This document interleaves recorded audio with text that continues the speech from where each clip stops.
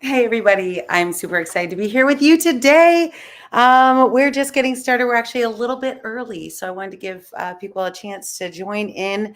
I'm going to give you a lay of the land, a little bit about what we're going to do here on the challenge over the next 5 days. But don't worry, we are going to be sharing a bunch of things across a bunch of topics. For those of you in my VIPs, we will have a Zoom tomorrow. Today, I had a someone I wanted to involve, and they could not do the Zoom thing, so I decided instead that we would just go live today. And it's great. It's day one. This way, you can invite anyone you think might be interested in joining us. Also, I'll be keeping an eye on the chat. We are live streaming across, I don't know, I think 8 or 9 different platforms. So please be aware. I'm going to do my best to keep track of the chats across all those different platforms. But super excited. You'll notice here we have the QR code that is at the top. That's our community code. It is the iHeart AI community. It is a free community. It's hosted on School, and this gives us a chance to post all of the great things that we come across as a community, right? It's not, it of course it's led by me and my team, but we moderate it. We make sure it's safe and not full of any kind of nonsense or spam, but we also encourage everyone who participates in the community to share what they're learning as well. So it ends up being this incredibly enriching experience. So welcome. Very excited to see you all here. And we're going to get started in just, oh my goodness, a minute or so. And what I want to do is just first give you a sense of how the morning is going to run. And some of you might be catching this on the replay. And actually, if you catch this live, just put hashtag live right into the chat so I know you're here. And of course, so that other people know you were here live. But if you're watching on the replay, just put hashtag replay. You will not be alone. Most of my viewers actually watch this on the replay. You'll also notice the orientation for today. I'm trying to make it as accessible as possible. Those of you on your desktop computer, hopefully we'll be able to see it just fine, but it is actually oriented for mobile. So we found that about 85% of the people, what's up, Dan?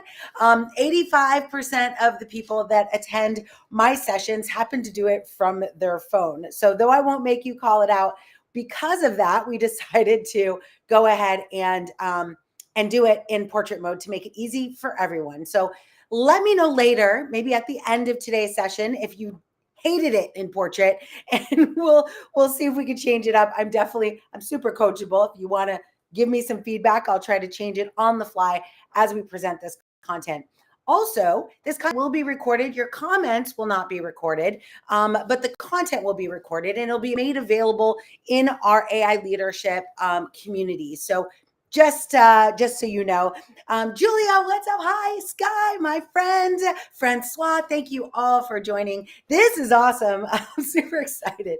All right, all cool. So the funny thing about the platform that I'm using to stream is that it never tells me how many people I have. So I'll just have to ask you questions from time to time, and ask you to respond via chat, just so I know that you're here. Though I do know you're here because I have other mechanisms in place, but just so I can have some interaction, because it's way more fun. I wish we were in a classroom together, if we were in like a room full of big round tables and we could hang out together. That would be awesome. Maybe that's coming for some of you. As a matter of fact, maybe I'll use this few minutes as we get started here to share some announcements that we have coming up in South Florida, which is where I'm from. In South Florida, I am the host and organizer of the South Florida Generative AI User Group. And we meet the first Saturday of every month. So if you want to come and see us live, feel free. We'd love to have you. It is a meetup on meetup.com. So you could just go and search for South Florida Gen AI User Group and you'll find us. We're the picture of a beautifully diverse and amazing group of people. Super happy on the front page. So if you don't see that, it's probably not mine. The second thing is this Saturday, we're actually doing two things. One, in South Florida, we are hosting at Miami-Dade College, we're hosting an Advancing Women in AI Leadership course. Now, this course is actually going to be recorded, and we'll end up bundling it and making it available for people. But for right now. Those of you who can attend in person, you'll get a chance to sit in the class, take it live, and it's free. I just want a chance for people anywhere within my own community to be able to access this content where others will probably later. So super exciting. If you happen to be in the area, that's from 9:30 a.m. to 1:30. And the reason it ends at 1:30 is because at 2 o'clock, some of you will be joining me for Pi and AI. This is a networking session that we do from 2 to 4 on the 17th of February, which is just a few days away. We'll be celebrating the close of our challenge and we'll be eating pie. Yes, real pie, not like the mathematical pie, though I love the mathematical pie. It'll be real pie, and we'll be learning a little bit about artificial intelligence through the lens of deeplearning.ai, of which I am a Pi and AI ambassador. So super fun. Max, what's up? That's so cool. Good to see you, Max. Max is one of my son's friends. So super great to see you on here. Okay, awesome. So I am going to be showing you a couple things today through a couple different lenses. First, so I'm going to walk you through the agenda that we have today. You can see here right above me, that is my screen. So you can kind of see, oh wait, there we go. See, it's the same image, but I wanted to give you a chance to see what I am writing. Sometimes it's hard. Sometimes I write off the screen. So this makes it a little bit easier for us. I love my digital board. It is a vibe.us for those of you who want one in your own house. You could, of course, get a Surface Hub. Don't let me stop you. But this is the one my husband bought for me, and I absolutely love it. So I do most of my classes using this board to help demonstrate some of the concepts. But here's the best part. We actually will be able to shrink it into a nice PDF if I write something useful. And I'll be able to send it to everybody who attended today. So that is amazing. The next thing that I want to share with you is the community. So as I mentioned at the beginning, for those of you who and you're not part of our community, you can join the community.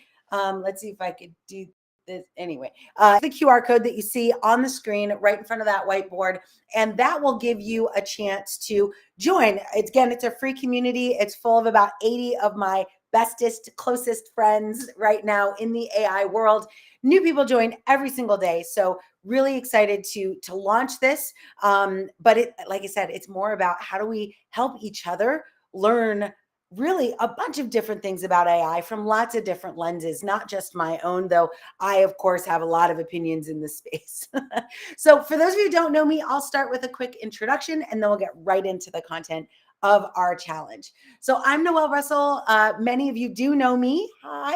Yay. What's up, Rick, in the class in Broward College. Amazing. Good to see you guys. So hopefully we'll see you all in person. Great to have that class here. And oh, wow, it tells us that someone scanned the code. Cool. Scan away, my friends.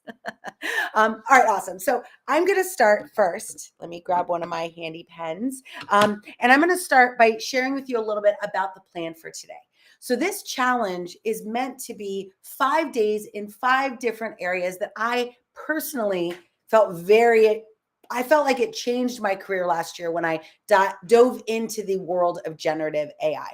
Now, I say that, but I dove in from the perspective of my job. I have actually been in generative AI for a little bit, and I'll give you a brief example of my history in just a second. But this challenge was built based on the learning curve that I taught a bunch of consultants over the last year and a half.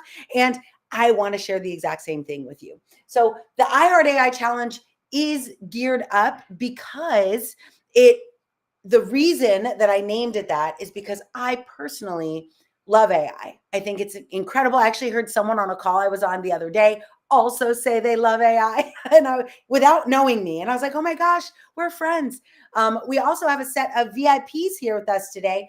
I just shipped our VIP kits. It's not too late if you want to join us in the VIP. You get half an hour with me. At the end of the week, we'll set up those times. You'll see that invite will go out on Friday to give you a chance to set up time with me because I want you to learn all the things before you ask me a bunch of questions. And that could be for founders who want to, and half of our VIPs are founders or startup owners or executives that are building a business. So their questions are a little bit different, right? They're looking at how do I use this sales, marketing, AI in my everyday to actually grow a business.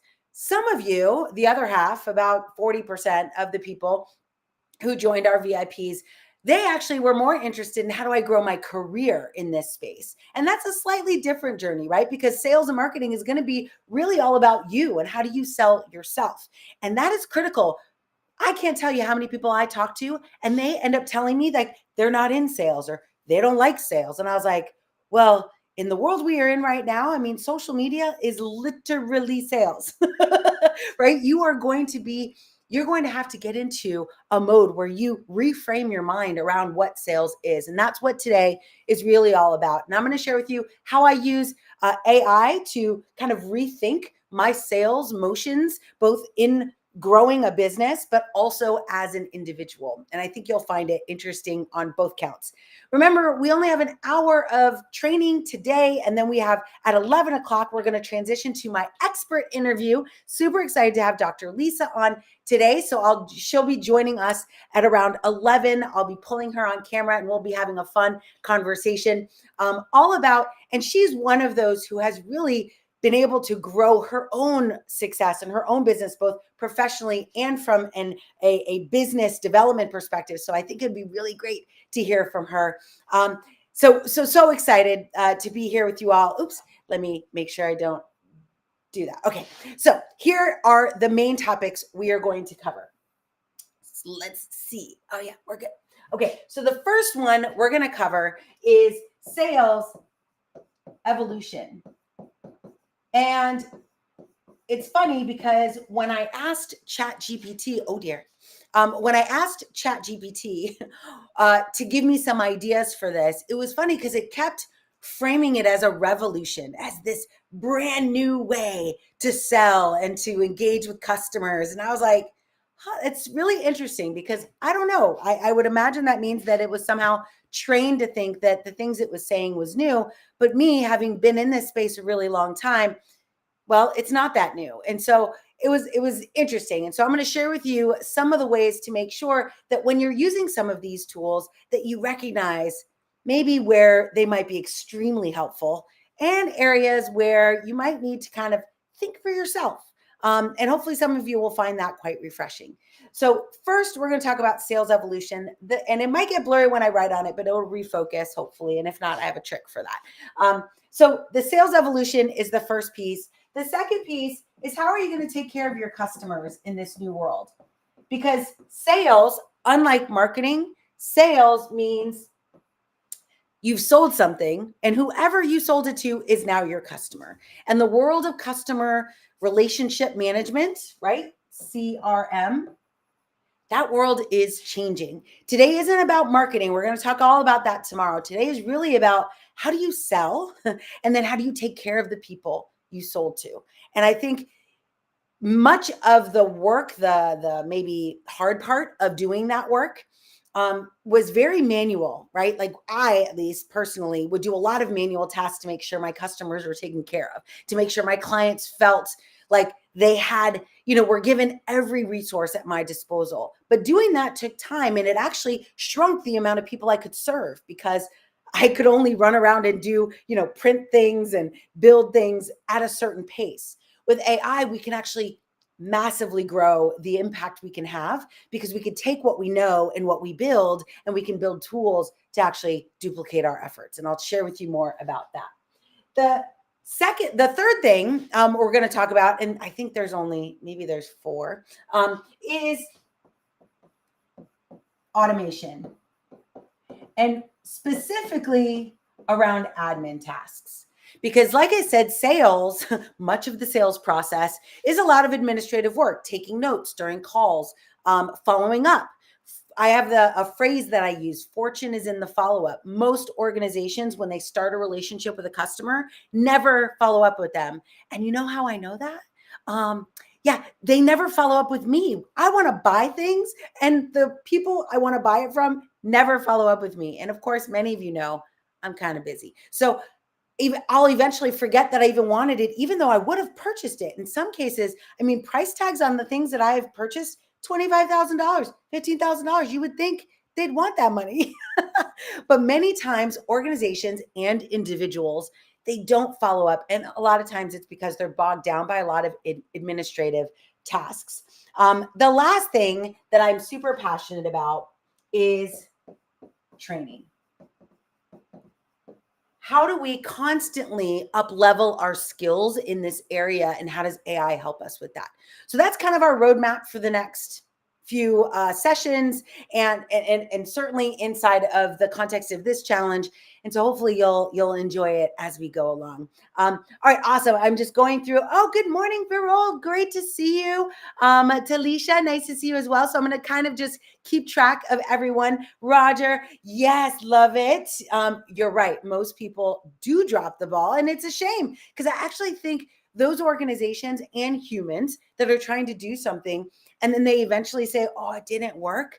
Oftentimes it was working and they just stopped doing the thing that was working. And I wonder why that is, but many times it's often fear. Fear keeps us from doing things. And that's a very human, right, emotion, a very human tendency. And it's something that I can actually, when harnessed correctly, can propel us to do much more interesting things. So great. Nice to see you all. Okay. All right. I'm just checking our notes to make sure. What's up, Michael Novak from DC? Good to see you. Oh, yes. Awesome. I will. Thank you. Yes. So, and actually, if I have a friend in the community, if you want to grab the link to the LinkedIn event and post it into the community, that would be amazing. That would be amazing.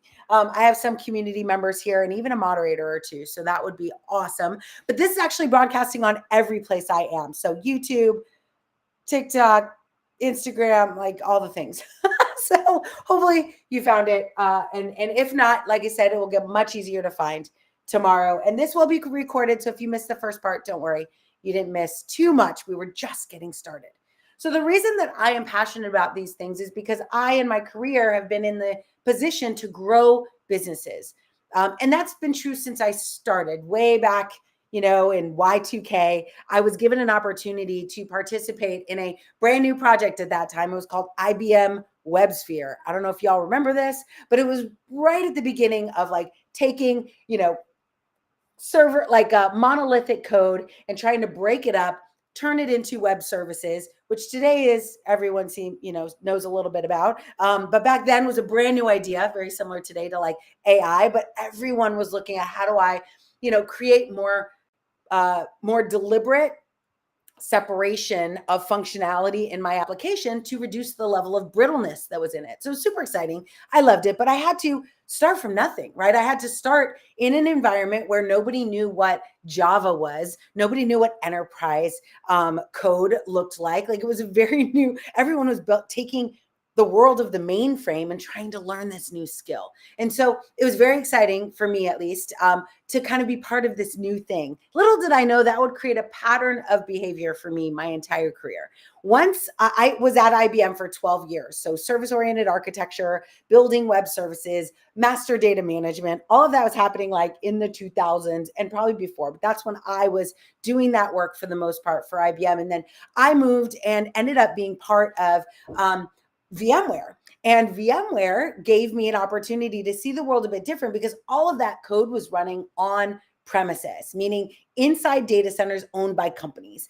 And the world was just now starting to think about, wow, we really should figure out how to diversify usage of that hardware. How do we use more of it? Back then, I don't know if you remember. I mean, do any of you remember those days of like DR, disaster recovery, and like we would spend entire weekends simulating disasters to make sure our systems were like, hey, those were tough days. If you were around back then, like those were tough times. But we were just moving into the world of the cloud. And that's when I took an opportunity to work for a company called Pivotal in the big data world. And that led me to Amazon. Now, 10 years ago, I was invited to join a team at Amazon called the Amazon Alexa team. Many of you know. And I jumped in with all the things, my feet, my hands. I became a builder. I built over 100 applications for Amazon Alexa. And I was driven because I have a son. Many of you know him, Max, who was born with Down syndrome. And I also have my dad who lives with me. As a matter of fact, he just had a seizure yesterday. It was really heart-wrenching. But he's fine. He has epilepsy. So it's a thing we live with, but it is really hard to go through. And so he lives with me and has, these needs. And like, even after his seizure last night, the first thing he did was ask Alexa. And he actually was asking Alexa for help initially, which I love it. I love that he thinks he has this like companion that he can ask help of. Luckily, Alexa did not call 911 when he was like, I need help. It just gave him some services and pinged me using this cool application that we use. So it's interesting how my life and the people in my life have really fueled me to go after AI solutions in a very big way. Now, I ended up going to Amazon. I was there for several years, building out these Alexa skills and creating I was evangelizing Alexa and voice as a technology, all before LLMs were a thing. We were building natural language the hard way. I always say, like, I looked at that code and was like, wow, that's a lot. And we had thousands of data scientists working on this effort, where now, of course, that same effort can be done with less because our architectures have improved.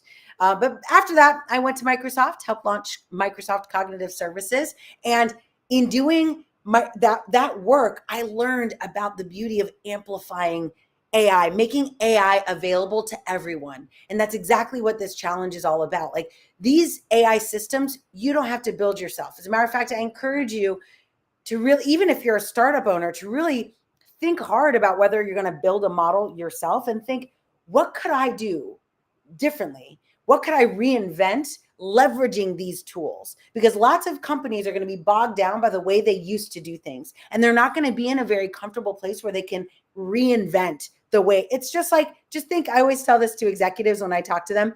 I will say, you can either be Blockbuster or you can be Netflix. Netflix reinvented it, and only a little. If you remember back in the day, right? They only said, well, what if we just shipped the thing that you're getting at Blockbuster? What if we just shipped it door to door? It wasn't this massive transition. It was just a little move in that innovative direction, but it required a significant mindset shift. And I truly believe that shift is what's happening in every company I talk to. I have dozens of clients that I work with that I'm constantly like, you're going to have to think differently about this. You're going to have to think differently about how you're going to engage your customers. You're going to have to think differently about how you manage the work that you need to do. But here's the good news. You will increase the funnel. You're going to increase the size of how many customers are interested in the thing that you sell. Your prospect lists will grow in the next 3 to 5 years massively if you leverage AI to help you get there. And I'll, of course, remind you of that meme that many of us know, right? That AI is, AI is not actually going around. It's not a job killer, right? It's not taking your job, but people leveraging AI are definitely going to be better suited in the market to satisfy the needs of their customers, satisfy the needs of their employers. When you leverage AI, you get better. Your own personal skills are amplified. And in that world, it's pretty exciting. No worries. Oh, no, don't do it. So my moderators will monitor the chat, and if people start spamming to my community, which I think is awesome. I mean, it means something if people want to spam to my audience, but I prefer it if they don't. So I appreciate you, Genetic AP, but let's not do that. And honestly, I would love for you all to get to know each other on here, but definitely don't use this as an opportunity to like irritate people. Oh my gosh, we're talking about sales. It's like literally the worst thing you could do. To sell. So let's dive right in. The first one is evolution. And this is that Blockbuster or Netflix paradigm, right? So the evolution of sales, I've seen this happen right before my eyes, is that we are in the world now where 3 things have basically changed. The first one that has changed is we are in and I say this all the time, we are in a show versus tell world. People don't want you to tell them what you can do, especially in the world of artificial intelligence. I'll give you an example. As a matter of fact, in our community, I have a bunch of videos that I've put, demos that I use for clients that I have.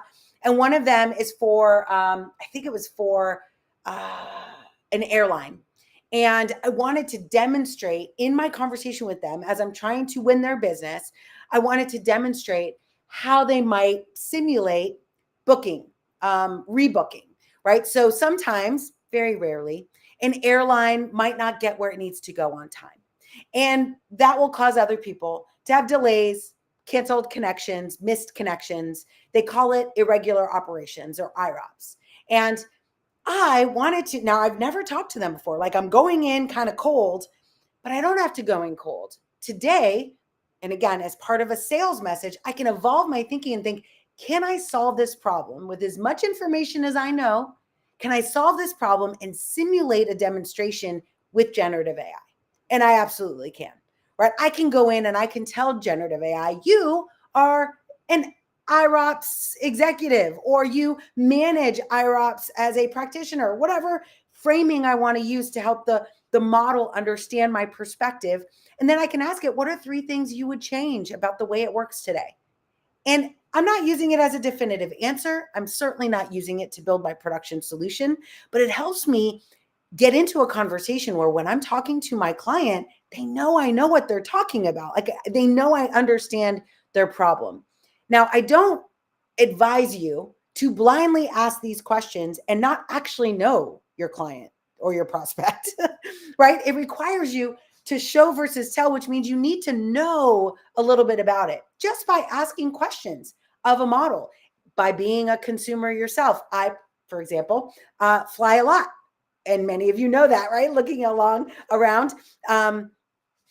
If you look at all of the flight irregular operations that I have succumbed to and been a victim of, I guess you'd say, I have a lot of ideas about how that could be fixed. But here's one thing I didn't know. In a show versus tell mindset, I start researching. And one of the pieces of research I found out was that humans actually prefer to get bad or disappointing or change news. They prefer to get that. And I say prefer, but really they react better when they get that information from a machine versus getting that information from a human. Anyone care to guess why that would be? Ultimately, it comes down to, emotion, right? Like if someone's going to change my flight, do you know that customer satisfaction actually went up when it came to irregular operations for this airline, when they shifted to letting a machine tell people that things had changed? They said, hey, things have changed. We automatically booked you on the next possible, but if you want to change that, go ahead. It already put their customers in this solution mode, right? Like, oh, this bad thing happened, completely distracted them from that being a bad thing and said, but don't worry, we rebooked you. And we also want to give you an opportunity to find your next flight if you don't like what we rebooked you on. Amazing. Do you know today when I walk in through the airport, I know that that's a thing. I know it's available. And I still will walk up and the customer service line for individuals, humans who want to stand online to get to the end, by which case a bunch of those seats you want are gone, by the way. But they're standing online for over an hour, sometimes 2 hours when these big irregular operations activities happen. And there's signs everywhere. Use the app, use the automated system, but people won't do it. I think it's a very interesting conversation to have, right? About like, why won't people do that? Adoption is key. But when I realize that, I am now the first thing I do, I don't even think about getting in customer service. I don't even think about it. I immediately get on my phone and use the robot to my advantage. And it almost always works out. So very interesting environment. Okay. Yes, exactly. Thank you. Oh, Joe, what's up? I haven't had a chance to say hi to you. Thank you for joining us. Okay, so show versus tell mentality means when you start selling something, you are now not going to say, here's my slideware. Here's my PowerPoint presentation. You're going to show them. Now, I'm not saying, okay, I should clarify. It's not either or. I'm very rarely an either or person. It's actually a both and. I leverage a technology, a website called Beautiful, and this is not the only one, but beautiful.ai. And it allows you to give your idea for a pitch, give that or a prospect meeting or a performance review, whatever you want to do. You give it this prompt and you use that prompt in order to help you build a presentation. It removes the drudgery of slide creation, organization of content on a slide. When you move things, it's much easier. So something to look at to help augment, because you just want to tell the story. You want to show. Let the machines do some of that administrative work around it. So I'll probably come back to that in our administrative tasks. Thank you. What's up? Talisha, you're awesome. So thank you for that. So you'll see Beautiful.ai is a presentation tool, but it'll help augment this for you. Now you can let the Beautiful AI do your telling, but if you're looking for a ratio, 80-20 is always good. Show 80%, tell 20. My keynotes that I do all over the world, very much the same. I want to demonstrate. And sometimes demonstration might be a story that you tell of a real customer that has done that thing. Or maybe it's a story of you personally who have experienced something. Those are good. But I also think it's really important that you actually put fingers on a keyboard and build something. And you can now in less time with less effort than ever before. That does require you to have a bit of skills in the area of prompt engineering. So I have a class on prompt engineering, but I also encourage you and what this means is that it is not completely intuitive how to talk to a machine. Machines require a certain setup. And actually Rick teaches his students, teaches his students something similar. He shared it with us at our last user group meeting, but it's really important when you're building prompts, when you're telling a machine how to help you, that you do at least 3 things. You, one, tell it the context you want it to be thinking in. In other words, tell it who you want it to act like. As you heard me say in the airline, right? Act like an IROPS representative or a call center agent or a digital marketing copywriter. Like, give it a role to play because remember, a Gen AI model or these models we're using today are massive. They're trained on trillions of words across hundreds of millions of websites. So you need to tell it, okay, I don't need you to know all the things. I need you to really laser focus in on this. Then be extremely clear in what you want. And this is an interesting time because I think over time, we've actually gotten less good humans are less good at clarity of thought in our communication, probably because we're leveraging our smartphone. We're using emojis. Will.i.am actually had I think it was a TikTok or a video, and he said, I'm really worried about, humanity because we're making machines that can create beautiful verbose words and stories. And we as humans are using less words, and we're, abbreviating words with these things like IRL and LOL, and we're using emojis to represent emotion rather than describing them. And so I think it's an interesting opportunity for you. You're not really going to let go of that. You're going to use that clarity to build better prompts. And you'll notice the more clear you are, the better your results. The other thing about prompt engineering is that it does take patience. I always say my prompt engineers, my favorites, the ones that I think are the best, are typically empathetic, which means that they have patience in the process, but they're also pet owners or parents or caregivers. They're people that are often in a situation where they have to say the same thing over and over again, but change it just a little bit to try and get different behaviors, parenting specifically. And so prompt engineering, if you have any of those things inherent, you might be set up to be a great prompt engineer. Usha, what's up? Good to see you, my friend. So we have, oh my gosh, you all should say where you're from so people know where you're coming from. So we have people from all over the world, all over the US joining us today. So super cool. Usha's from Phoenix or Scottsdale, actually. So amazing. Oh, Leonard's here too. What? So good to see you all. Okay. So that evolution, right now, you're already thinking very differently than the typical salesperson. Right? Showing versus telling. You're already thinking differently than the sea of people that do this work, that consult, that advise, because they're really focused. And this is coming from my experience in the field. They're focused on, how do I tell this good story? And they think by telling it, they will get you to say yes as a prospect. But the reality is that when we see it demonstrated, we are so much more inclined to say yes. So that's the first one.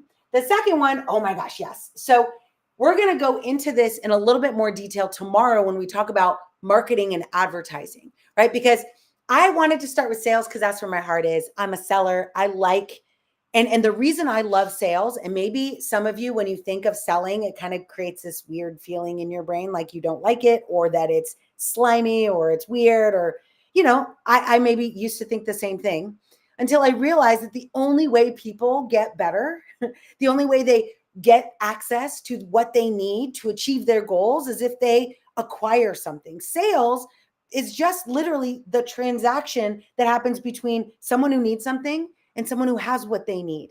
And you then create a transaction. A sale is not necessarily always financial. As a matter of fact, most times it's not. It might be in terms of time. I can't tell you how many people I've spent time with giving them advice and ideas that I didn't charge them for, but I created a relationship with them. Reciprocity. Many of them are going to be joining me on the stage. Like, we're not financially transacting, but we definitely have a relationship together business-wise that allows us to share contacts, that allows us to promote each other's work.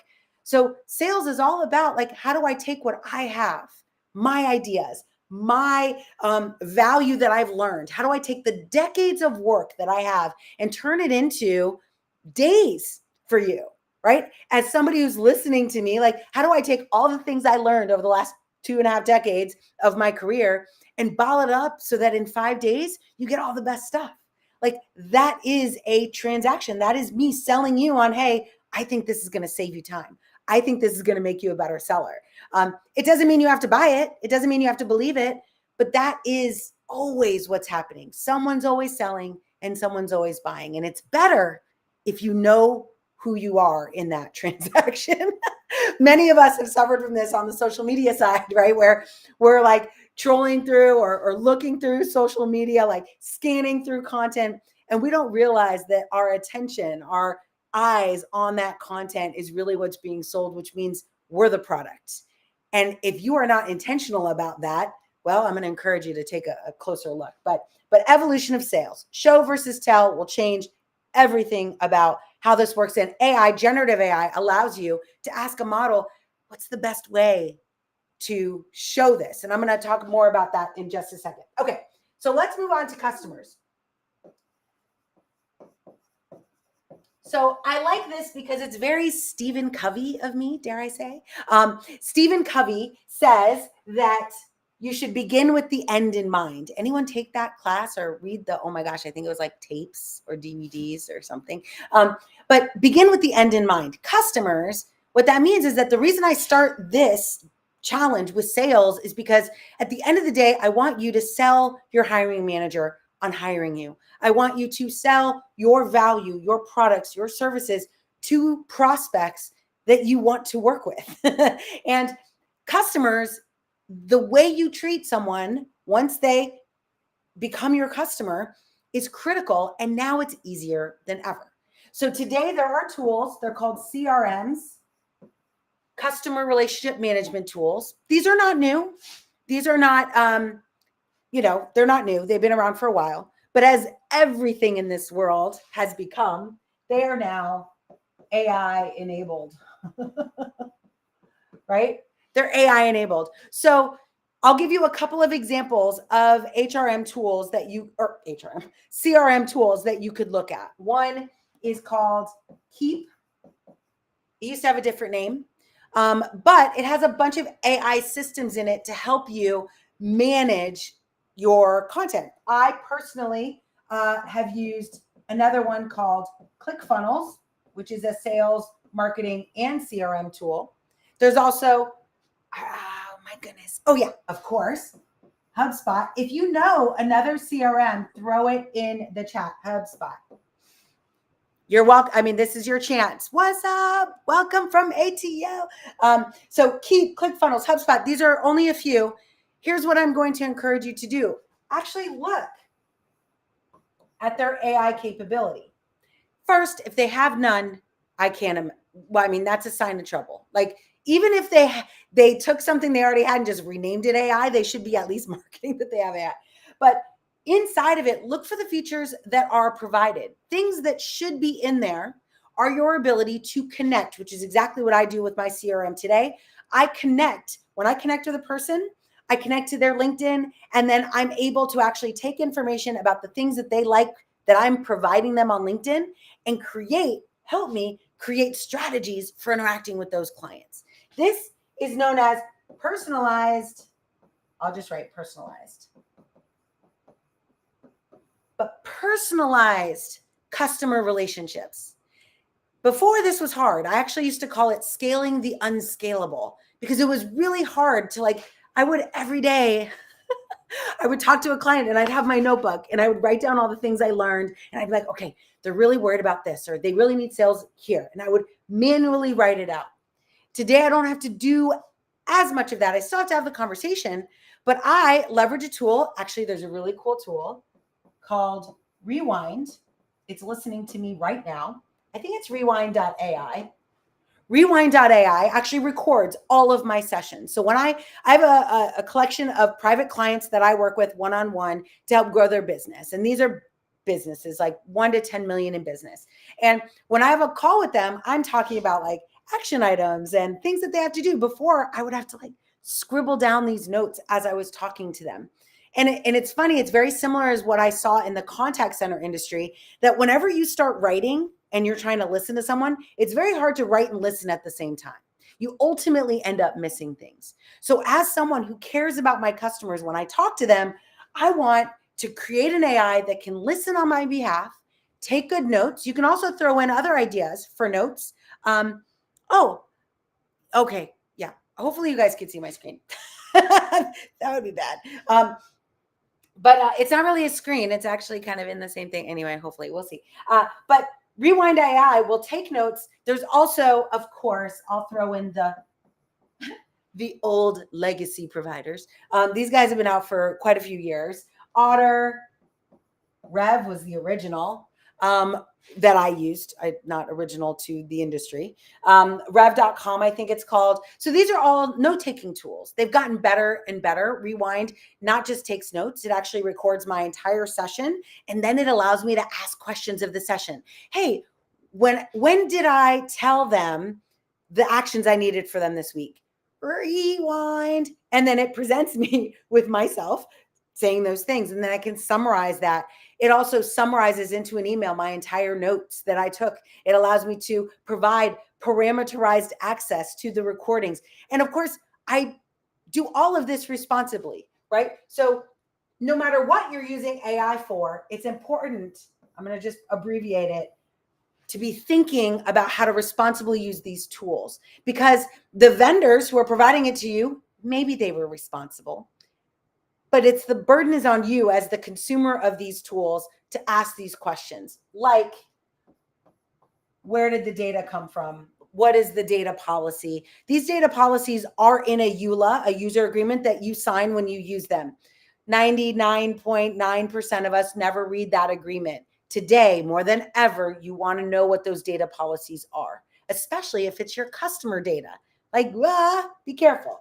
The next thing you want to do is find out what their process is, how transparent they are, how explainable they're willing to be. Meaning, are they going to tell you? They don't have to show you the code. They don't have to give you any, GitHub repo.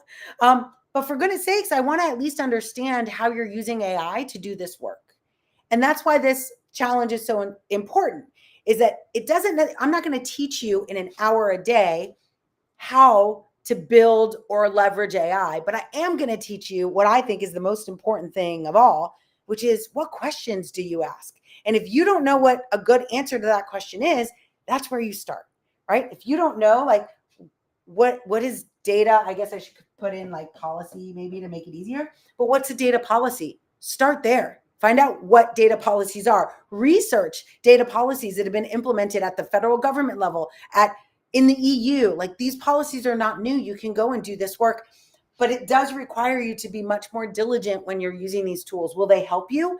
Yes. Will they massively grow the amount of clients you can support? Yes. That's awesome. But they will also hurt you if you don't know what you're using, right? It's called, this used to be called black box AI. And it was called that for a reason, because black box, Pandora's box, right? Like if you don't know, it could end up hurting you and hurt the people you care about, like your customers. So you want to ask these questions. I mean, of course, I'll add in, how are they monitoring fairness in the models that they use? Now, do not, some of you know me. I go around sometimes in these expo halls when I'm a keynote speaker at these big events, and all these companies have AI, plastered all over their marketing inside these expo halls. So I'll stop and I'll ask them these questions. Like, oh, wonderful. You use AI. Great. Tell me about your, data policies. Like, how does that work? Where do you keep it? Do you get rid of it? Is it transient, ephemeral? Like, how does that work? And of course, these people at the booth are not AI people. So they don't know the answers. So I kind of put them on the spot, but I use it as a demonstration of like, A, they should know, I think, but B, maybe they'll put me in contact with somebody that knows, but I don't want to invest in a technology that I don't understand how to use it in a way that will not be unfair to others, hurt my customers, or hurt my company. And fun fact, the number one question I get asked when I go into an executive meeting, they're called executive briefings. I do them all the time, and I'll go in and I'll educate them before they become a client of mine. And I'll educate them on what generative AI is and how it might change their business. And they will say the number one question I get after hundreds of these kinds of conversations is, how do I protect myself, my company, and my employees? How do I harness their enthusiasm, but protect us against doing something that lands us in the news in a negative way? I call it AI gone wrong. And the best way to do that is by understanding what responsible use looks like, and then creating processes, even if it's just asking the right questions of your vendors to make sure that when you leverage one of these tools, you're using it safely and that data is protected. All right. Oh, cool. Oh, did I spell otter right? Oh, I did. Okay. I saw it on yours. I'm like, that looks good. Okay, awesome. Thank you, people. What's up? All right, awesome. Sheila, good to see you as well. Okay, so we've now gone through, I like my little infinity board, right? So we've gone through customers. We're going to end with my two favorites, automation. So how do you automate your tasks every day? What kinds of things should you focus on automation? Remember, we are talking about sales. So here is a fun fact. I don't know if you know this. You probably do know this, but I don't know how many of you have given your email to someone when you bought something. Probably all of us. But I do it all the time. I give my email to companies. I buy things from them. And it's an 80-20 thing, Pareto principle. About 20% of those businesses ever reach out to me via email, even though I bought from them. So I trust them. One thing you should know about sales in general is that the first dollar you get from someone is the hardest, right? Because I have to really like you in order to give you my money. And so my first transaction with you establishes a relationship. And now I'm actually quite interested in validating that I made a good decision. And most companies, 80% of them roughly, never talk to you again via email. Or worse, they wait a year, they launch a new product, and that's the next time you hear from them. And usually when that happens, I'm like, yeah, I remember you. I don't have that warm, fuzzy feeling. So automation, number one, and I mentioned this at the beginning, is use this technology to help you follow up with your customers. Now, I'm going to share a couple of fun things that I personally do. One is I create what's called, and it's not SOAP as in WSDLs and service-oriented architecture stuff. Simple Object Access Protocol. Anyone? Anyway. Okay, but it's soap opera, actually. Telenovela, for those of you who know. Right? So I have this soap opera sequence. And what this means is it's, let's say, 4 to 5 emails. And here's the cool thing. You can just ask generative AI. You can, and I'll be sending out the prompts that I use for this after in my follow-up sequence with all of you. But 4 to 5 emails.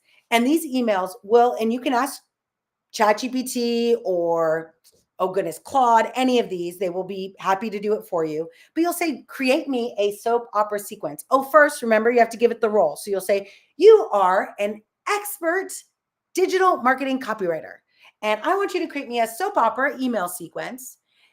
But then remember the second step, you have to create clarity. So it's not going to know what soap opera to write. So you have to tell it. And the soap opera guidance or rough, outline of that is you're going to tell the model, write a story about how Noelle, I'm giving you my soap opera sequence, how I was super excited to get into the world of tech. But I even joined the Amazon Alexa team, but I eventually got to a point where, I got on the team and I was like, oh no, I actually don't know AI. I'm kind of in trouble here, right? Like how the wall I hit, right? Noelle gets excited, says yes to Alexa, walks in the first day and is like, I need to learn this technology. Now, I was a developer already. I'd been writing Java for 12 years. So I was an engineer at heart. I know how to write code. But here's the fun fact. I walk in, they're like, oh yeah, we don't support Java. We only support Node.js. And I was like, oh, I don't know Node.js. This is me in my mind. I never said it, right? So imagine you get this sequence that says, I get this amazing job. And then I walk in the door and I find out I have to write in a language I don't know. Stay tuned for the next email that'll tell you what happened and how I handled it. So you leave them on a cliffhanger. Now, some of us I am not great at crafting cliffhanger emails, but guess who is? It is. How do you say that? Guess what is? ChatGPT or Claude or Anthropic, any of these models, right? They actually know how to craft it. They need to understand the clarity of your story, which you can describe, and some of us will be more verbose than others, but I can create a soap opera sequence. This is the first 5 emails that everybody who joins my list gets. The second thing, and these are my customers, remember? So if you become a customer of mine, you get this soap opera sequence. Then I have a fun sequence, and I'm going to date myself. Is that right? Oh my gosh, I don't even know how to spell it. Seinfeld. I have a Seinfeld sequence. Anyone remember Seinfeld?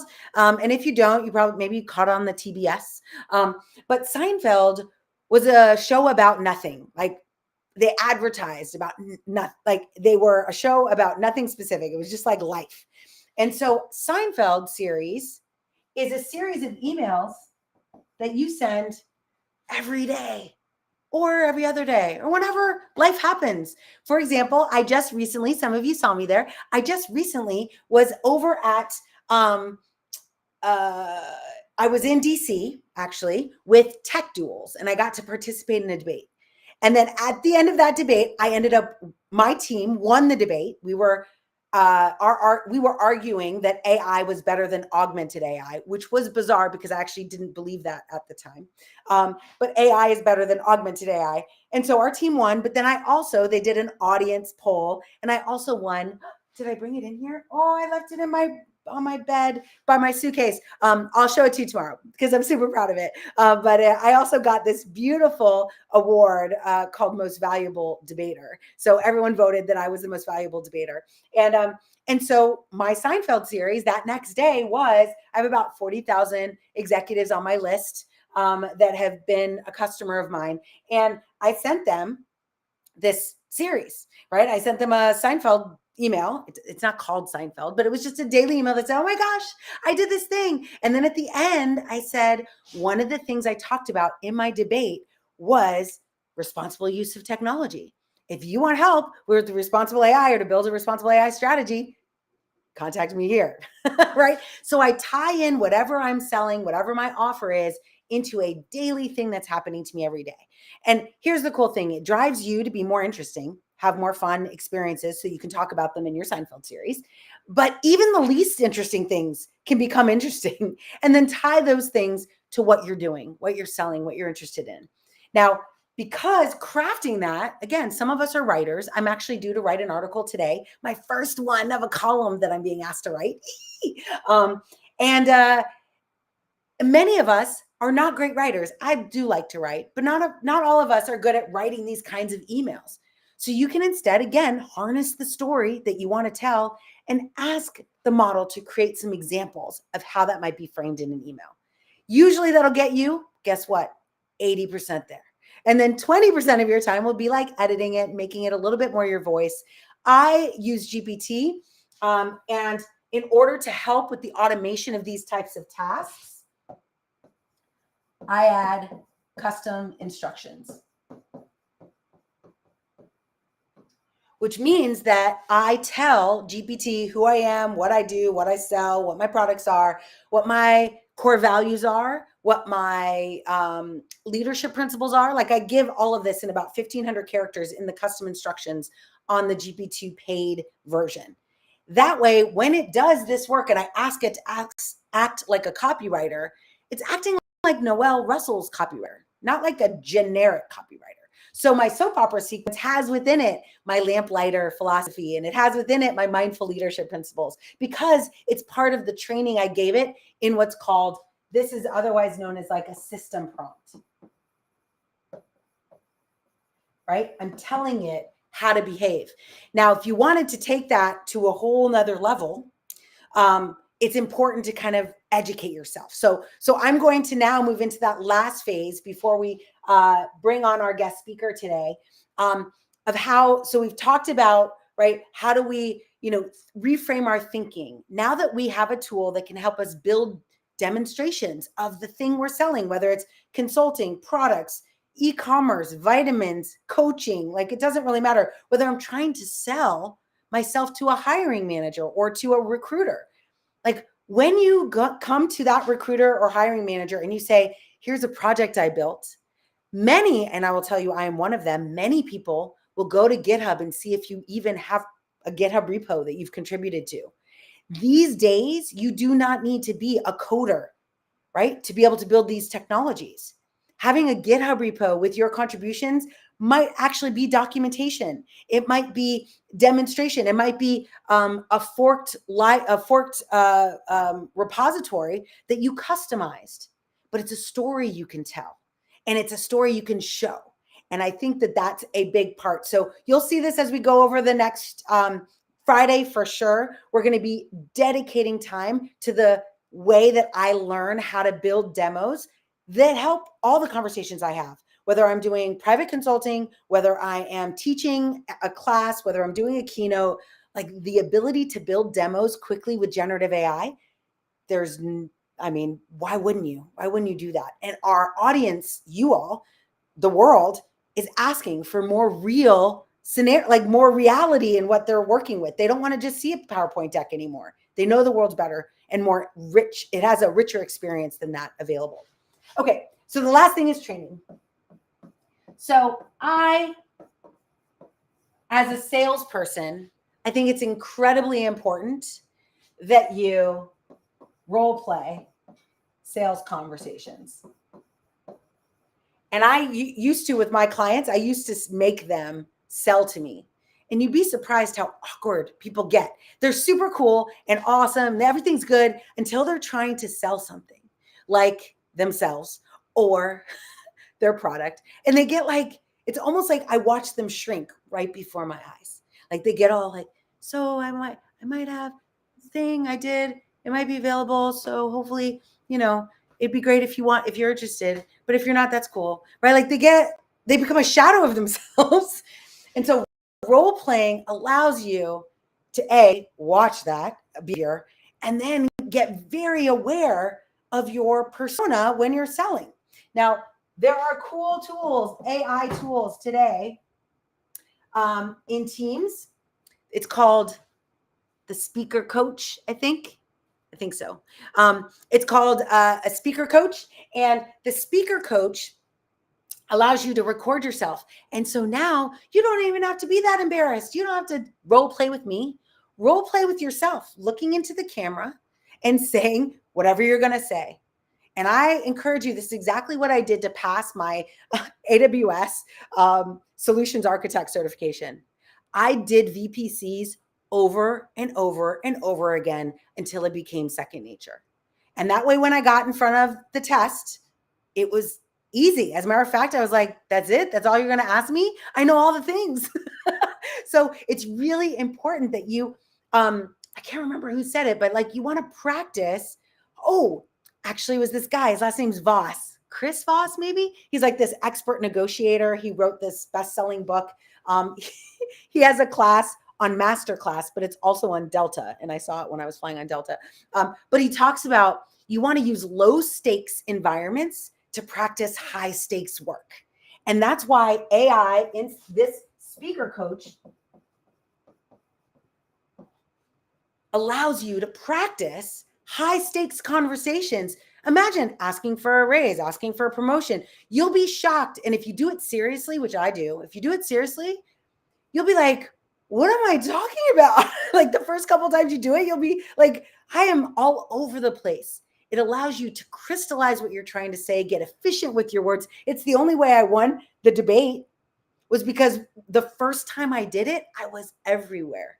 I recorded myself, I listened to it, and I was like, what are you even talking about? Maybe some of you feel like I'm a little bit like that today. But that's because I'm here with you live and I'm sharing with you from my heart and I don't mind so much. But in my classes or in a client presentation, or if I'm, being recruited for a job and I want to talk to someone, I don't want that to be the first time I'm having that conversation. So use AI inside Teams or other tools to look at how you're speaking and give you feedback, filler words.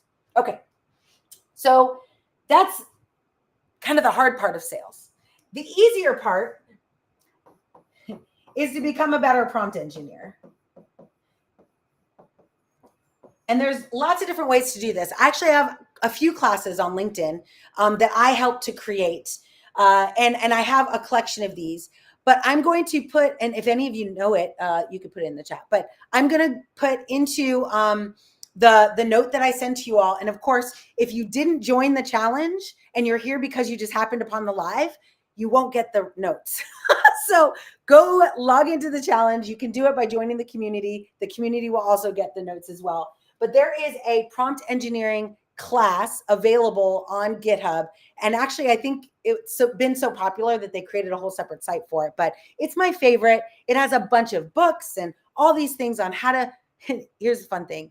It's how to be a better communicator, because these models require you to be a good communicator, to understand. In order for it to understand what you want it to do, it needs clarity of thought.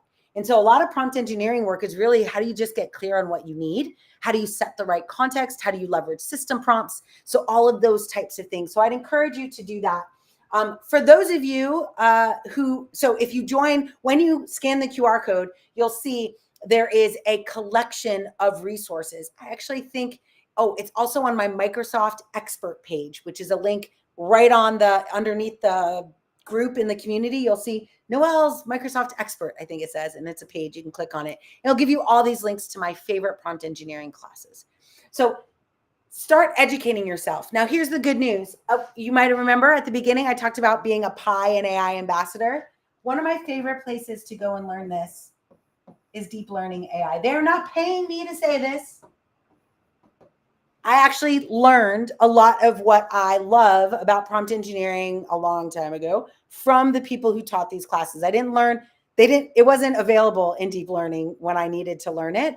One of my first opportunities to work with a large language model at scale was I was invited to participate in the GitHub Copilot beta during COVID. And so I've been working on it for a while. Who knew it would just like blow up a year later, or 2 years later. But I've been working on that for a while, but the people who taught me what I needed to know then ended up building classes that are currently hosted on Deep Learning AI. So I encourage you. I'm also, I think I'm a moderator, or at least I'm very active in that community. So I'll look for you. I'll comment on your posts. If you have questions, I try to answer them. But I do like this platform. I also like it because it's platform agnostic. So when you use these labs, they are in browser, which I am a huge fan of, right? For those of us who know what it's like to set up an environment to do some of these lab exercises, we have to like get all of our Python packages correct and set up the whole thing. With Deep Learning AI, when you start a class, they give you an in-browser learning environment on AWS, on Azure, on Google, depending on the class that you're taking. And they let you do all the exercises as if you owned your own instance, but you don't, right? They do all that setup.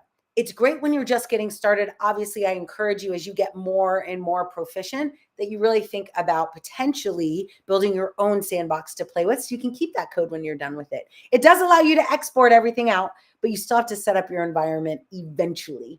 So this has been super fun. I hope you enjoyed it. I'm going to zoom back out and just recap what we've covered. Right? So we talked about the evolution of sales and that our mindset really needs to shift into a world where we can show what we want someone to experience, whether that's show our value, our expertise, or show the value of our products or services.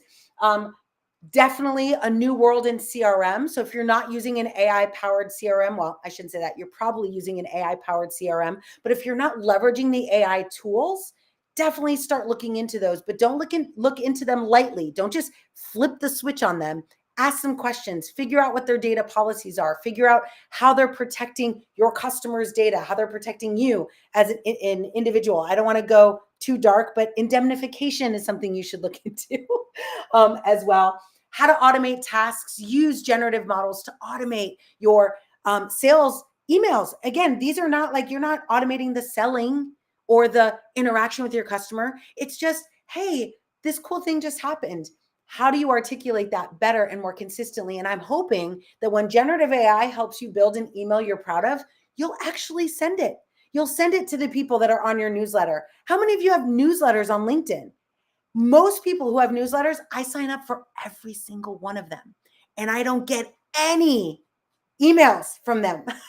Which means they don't publish them anymore. And so that's a bit sad. Like use the vehicles that you have been given, newsletters on LinkedIn, for example, and use generative AI to don't use it to write it because we don't enjoy reading content 100% written, but use it to help give you some confidence so that you can start talking and connecting with the people that want to connect with you.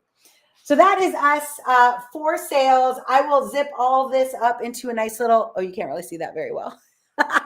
But I promise you'll be able to see it a little bit better when we get to, when I send it out to you in PDF form. I'll break it up and move it around. For those of you who are asking, let's see, I'm just going through to make sure we are going to, right now, I'm going to invite Dr. Lisa up to the stage and I'm going to ask her to introduce herself. But super excited. We've been in this space for quite some time. We've watched the evolution of AI is not cool. And great, you're there. I'm going to pull you up right now. I'm going to shut off my whiteboard and pull up Dr. Lisa. Hi, great to see you. Hi, Noelle. Oh, it's great to see you too. Thanks for having me. Absolutely. Yeah. So I just wanted to tell everybody a little bit about how we met, and then I would love to go through these questions with you. So I have questions. I'm going to ask the same questions of all of our guests, so that you can get kind of their perspective. And their answers are going to be very different because our guests are very different. But Lisa was one of the first person I asked because I wanted to, we are on a lot of panels together and we often have connected but very different approaches to things because she's a doctor, number one. So she comes from a slightly more academic perspective, but also the area of the world that she comes from and what she cares about is also different. So awesome. There's people who already know you here. So that's amazing. So yeah, Hi, if you don't Joe. mind, maybe starting with an introduction and tell us a little bit about the world that you're in right now. Absolutely. So I have spent my life in corporate America until a year and a half ago when I decided I was going to be an entrepreneur and went out on my own. So I founded an AI strategy advising and consulting firm that is targeted. It's a B2B firm, and I typically work with sales leaders and with CIOs across a myriad of different industries. And the reason that I have kind of the permission to do that is because I have a little bit of an interesting journey I took to get here. So I started out, I'm actually a farm kid. You know, I grew up in a super rural area, and I knew from early on that that wasn't going to be a good fit for me. And so I'm incredibly blessed to say that I got this great education and I worked really hard so I could get a scholarship because I couldn't afford to go to college back in the day. And so I got a full ride scholarship to the Colorado School of Mines, which is an engineering school. And I will tell you, Noelle, I knew nothing. I did not have a clue what engineering even was. I just knew that it was going to be a ticket to a different life for myself, and I was really excited about that. So I have been an IT practitioner. I started, obviously, I'm an engineer. I started in as an IT practitioner and ultimately worked my way up to where I ran infrastructure for ConocoPhillips, which was like 45,000 desktops around the world. I did programming. I ran help desk. I have a bit across the gamut until I ultimately became a chief information officer for a financial services org. And I also have a big family, and my life was very full. And I was trying to balance all of these things with this fantastic global job. And I was like, I really need I really need more time for my family. I want to be able to be here, to be more engaged. And I had Microsoft approach me about a job in sales. And I thought, sales, okay. I've been a practitioner my whole life at this point, right? But we started talking about what that quality of life would look like and what my daily schedule would look like. And it sounded pretty exciting. And frankly, I've been on the other side of the table negotiating these deals for years. So why not? So I decided I was going to take on that kind of second part of my journey and became an enterprise seller for Microsoft. I did that for years. I ran a territory for them, and it was I loved it. That's what I learned, is I absolutely loved it. I loved all of the client contact. I loved working with different types of environments and different customers and really helping people to be successful.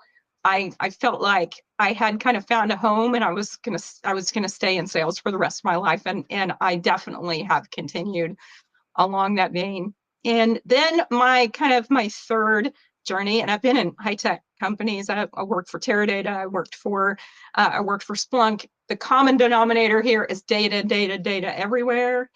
I love data. And so, kind of the third lens I see things through is that about 5.5 years ago, I decided that I wanted to get my doctorate, and I picked artificial intelligence because it was just exploding and it's the wave of the future. And I was so excited to learn more and dig deeply into it. And so I added researcher to my core skill set and my approach to the world. So as a result of those kind of three lenses that I see the world through, I have the opportunity to work with just some fantastic customers because I see the world in a truly unique to me way, as every one of us do. And I want to encourage everybody on here. Noelle, I love how you do that. You encourage people to lean into who they are as individuals, and that's the superpower. 100%. Oh my gosh, yes. And that's why I think it's so interesting for people to realize like no one's born in this field, right? Like we're all the richer the experience, the better. It forces us to ask different questions and be willing to see the world differently. And so that's why I really, and I also, uncovered how much I loved the customer experience, right? How do we make the dream? I always used to talk about the art of the possible with AI. Here's all the things you could do. And then I realized that clients really struggled to implement those things. And so both you and I went from, hey, how do we help them realize it's even a possibility, to how do we actually help them do the thing we said was possible? And I love that. And I also am very excited about the sales side.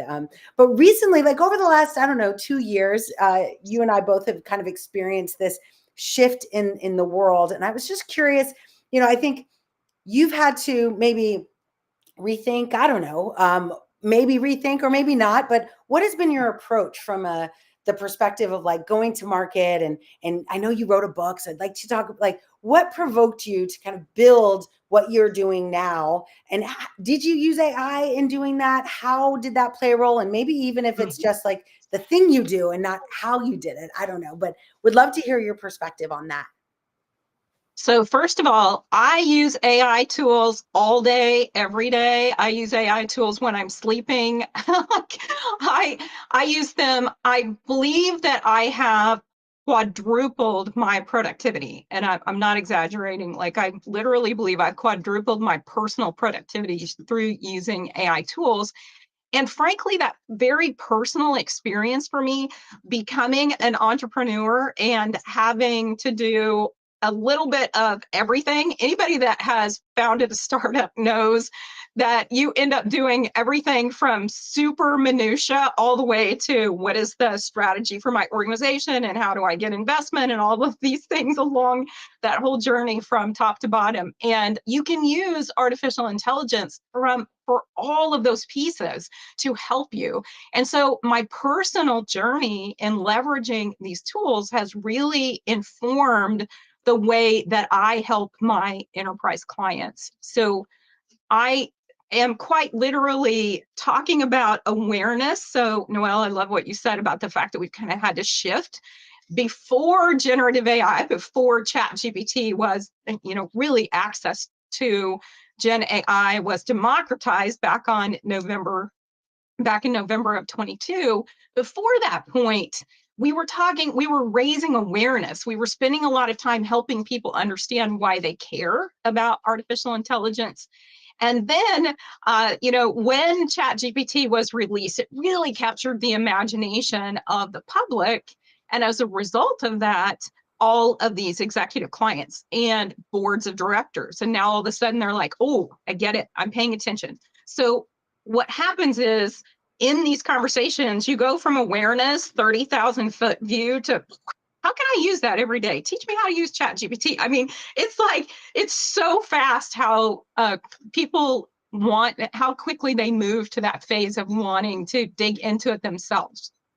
Oh, 100%. Yes. And as a result, I love that because I also have watched the questions, it was like vegetables to kids, right? Over the last 10 years or so. We're like, no, you're going to need this. You need to do this data stuff. You're going to want AI.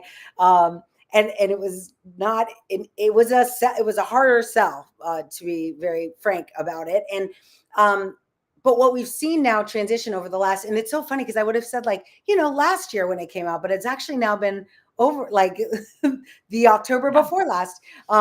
So yeah, I love that the new world it's nice because at least we're having, situations where our clients are asking us, as opposed to us being like, no, you need to ask these questions. I also am very refreshed that a lot of these clients are also asking us about responsible use. And that seems to be an area that you also, that's why I love that you've gone into research and have really decided to focus on that part of, and researcher, is a kind of layman term for that might be listener, right? Like that you are listening to the world, listening to people, and being able to bring those into reality for companies. I think it's extremely important. So I know personally, I learned a ton over the last year and a half. What would you say maybe is one of the biggest lessons that you've learned, in just acquiring this knowledge or making a shift to go in one direction versus another? What kind of lessons could you share with some of us that are on this journey ourselves? I think the first one is a lesson that we relearn throughout our lives, which is the constant is change. The only constant in life is change. And we have to lean into that. You have to embrace it. You have to be willing to get out of your comfort zone and try something you haven't tried before. And although that's kind of my natural way of being, I love that next thing. I'm always looking for the innovation and how do we use innovation to drive profit and to drive from a productivity perspective to drive profit and to drive revenue. But that realization at a truly organization-wide scale is so important for people to understand that every one of us has the opportunity to be leaders at this moment in time. You, if you're the only person on your sales team that is willing to get out there and try AI, I guarantee you, you are going to be teaching those that are around you, and you're going to be pulling people with you. So my number one takeaway for people is just try it. Just try it. If you don't have a ChatGPT account or an Anthropic account or whatever, I mean, it doesn't matter. Pick your tool. I love Poe.com. Poe, multiple language models you can use all in the same place. Love that tool. If you don't have one of those, do it today. Like, just do it. Just open, get an account and just start asking it questions. I think that personal experience, the hands-on experience, there is nothing like that to increase your own appetite for embracing change. Because once you see how powerful it is, you're never going to want to do without it. Somebody asked me the other day, what would you do if you lost all your AI tools today? And I was like, I know. It's like losing our cell phone. not really sure I remember how to work without them, right? So it would be really tough. I 100% agree. Yes, I have, like, on my phone, I have on the home screen, I have a shortcut to ChatGPT. So I don't even have to log into my phone to use it now. So it has definitely become an integral part of, like, the way that I just ideate about things. But I do think that customizing of these models, right? So that it doesn't, I mean, a lot of people, I think executives, when they first start playing around with it, are like, well, I mean, that doesn't sound anything like me. Like, I have to rewrite the whole thing. They don't see a lot of value, and they don't realize that there is this level of customization of prompting that you have to do to educate it on who you are, how you think, so that it does generate valuable or meaningful results. Now, I also, I appreciate that. I'm wondering if there's anything, because I feel like that's good advice. And Poe is also one of my favorite tools. So I'm glad you mentioned that. We'll definitely be adding that to our notes for everyone who's listening. I'm curious if there's any experiences, and this might not be in my list of questions. I'm just curious, like, was there any experience over the last year and a half that you were kind of like, I don't know, that you struggled with, or you found your clients struggled with? Like, what was the hardest thing? Like, obviously trying something new, but was there a specific use case that you saw being more popular than others, or a specific struggle that you saw? Because I think a lot of us are in this space now where, I'm hoping people are going to go try, but I don't even know if some people don't even know what to ask it. So just would love your intuition based on the last year or so of watching all these clients go down this path. If there's any other things that you'd like to mention to people to help them navigate the world, the new world. So the biggest shift that I have seen, and I work with dozens and dozens of clients, right? So across all different industries, but in general, the biggest shift that I've seen is that this time last year, people were just almost panicked. Like, I don't understand what this means to me, what this means to my organization. And so they were just like reaching out for any kind of help to give them structure and a new way to think about what artificial intelligence meant to them. And now what I'm seeing is more of a shift to, okay, we get it, we understand, and we're not afraid anymore. We're curious now. So I think we've emotionally evolved from some fear to curiosity, and then those that are more on the leading edge are excited. I mean, they're genuinely excited about what is possible for them inside of their environments. But people are still trying to find their footing. Like, how does my team, how does my sales organization get traction as thought leaders. And here's the thing that I'm seeing play out. And these are big customers, right? These are enterprise sized customers. But what they're being expected to be thought leaders around artificial intelligence. When they go to talk to their clients, they are being expected to have a point of view to help them to see what they could potentially be doing with AI. And that's very disconcerting for these sellers who are like, I can barely use this thing myself. How am I going to be a thought leader, right? So that is that's kind of the shift that I've seen happen, is that we've moved out of fear and into some pragmatic realization that we've got to step forward here. We're expected, particularly high tech software providing companies, we are expected to have a point of view. Oh my gosh. So I'm debating on whether I want to talk about this now or maybe we'll save it for Q&A, but I absolutely love the thought leadership idea. I run into this all the time where people, and it's a bit intimidating because of the matrices of skills that often we think you have to have in order to be able to have thought around this, like data. I saw a bunch of comments in the chat about, the importance of data. So how much do you need to know about data and data strategy? And how much do you need to know about cloud? And how much do you need to know?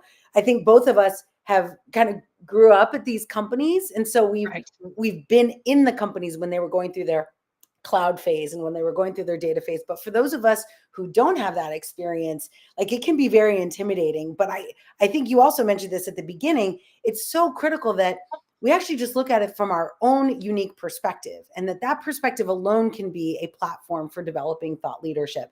Like me, my perspective was very much accessibility driven because of my son and my dad. Like, I was always looking through the lens of accessibility. And if we increase accessibility of something, we increase our funnel. And so more people can buy it.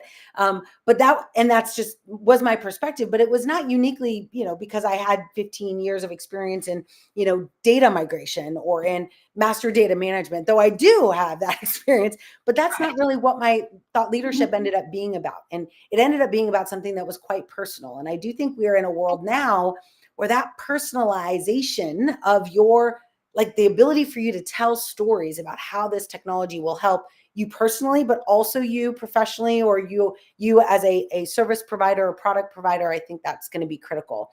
I'm curious what your favorite use case is that you've, seen, maybe not the most common, but do you have something where oh my gosh, that was pretty cool? Would love to know your thoughts on that. So my favorite is role playing with generative AI tools.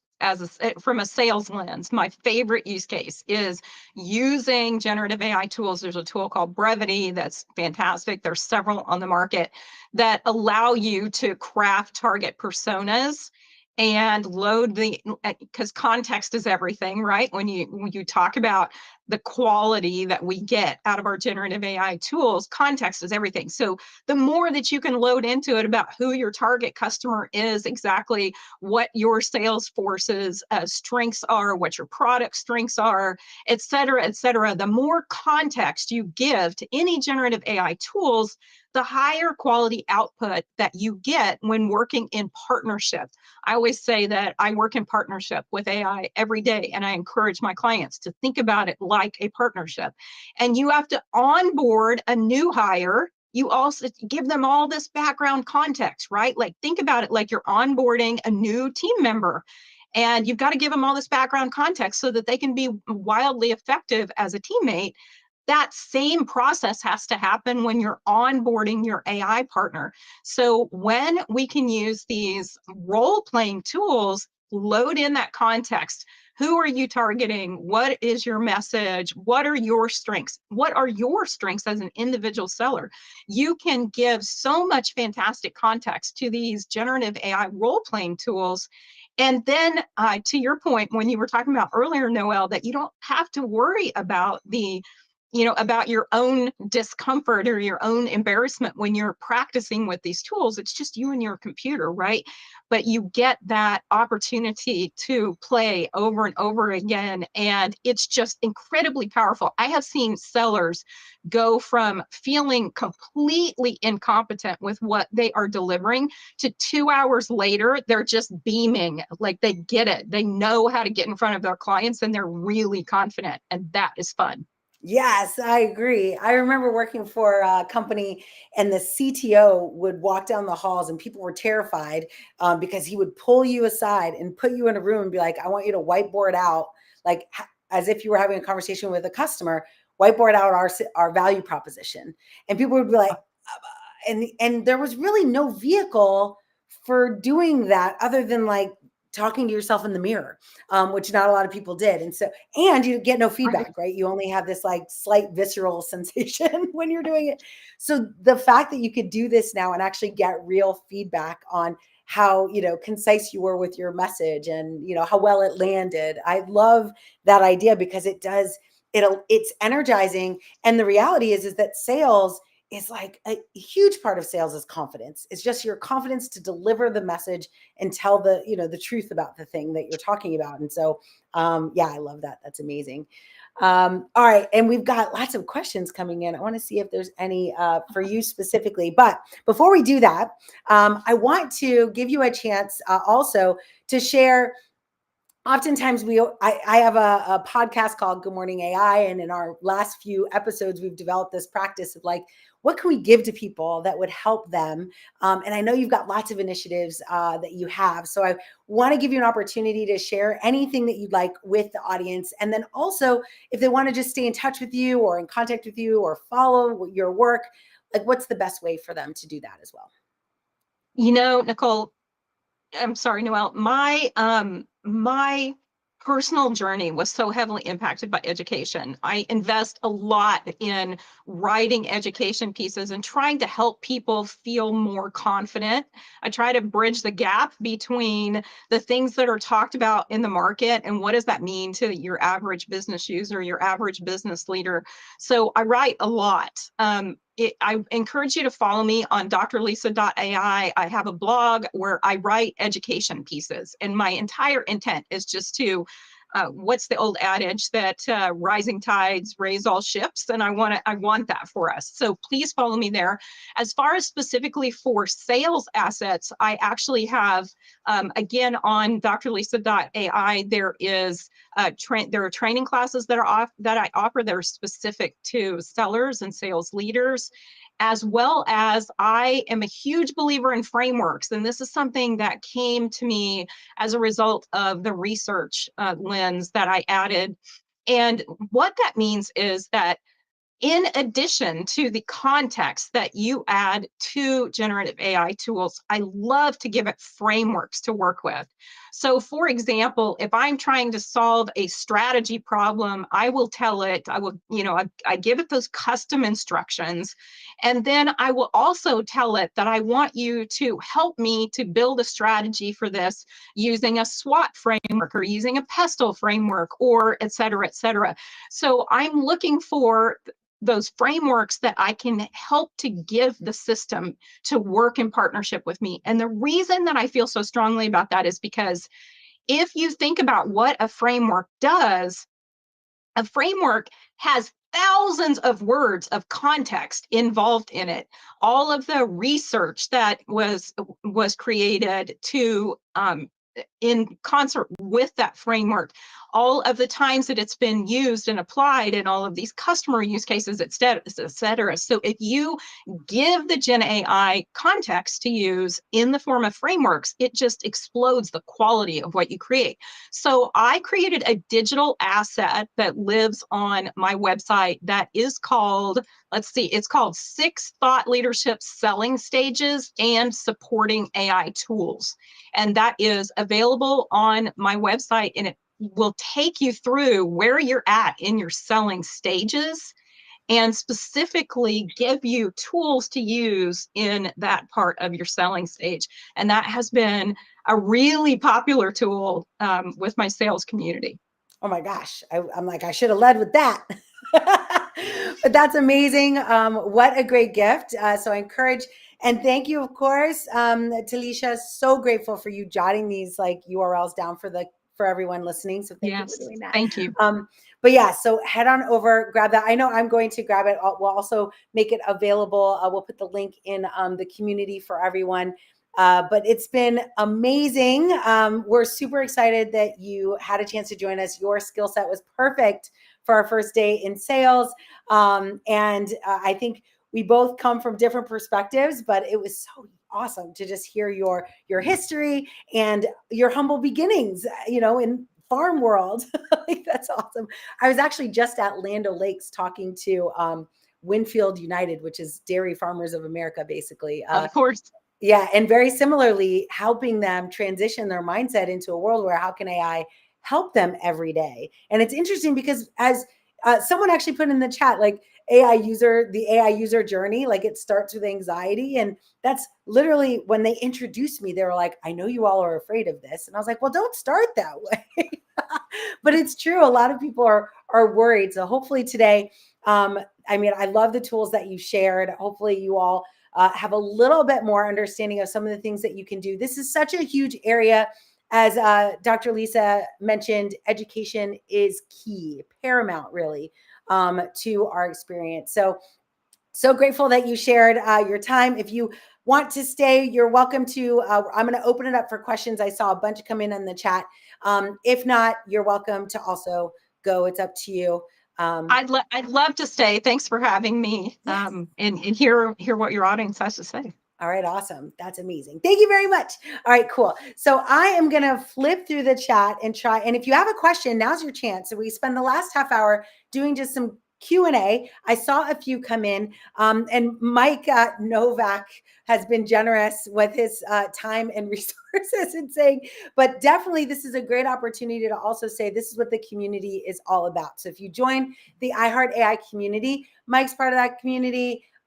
Joe's part of that community, myself, Stephen, like a lot of us are in there just trying to answer a lot of questions, but also learning from each other. It's very much, we're trying to kind of diffuse the echo chambers in the world and make it a lot easier for us to share knowledge. We do find, or at least I find, that sometimes I'm in a room and those people talk as if everyone already knows the answer. And even if there are people in the room who don't know the answer, they're too afraid to even say they don't know. And so because I've experienced that so often, I really want to encourage us to have these spaces where you can ask questions. And even if it's direct message to me, but I can then, realizing that that's a question being asked, I can share that answer to everyone. So even those who are too afraid to ask can get the answer. And I love that idea. I love the vision of being able to create a world where we can all move from anxiety. So thank you for posting that, from anxiety to a place where we actually love this technology. And just like you said, Dr. Lisa, we use it every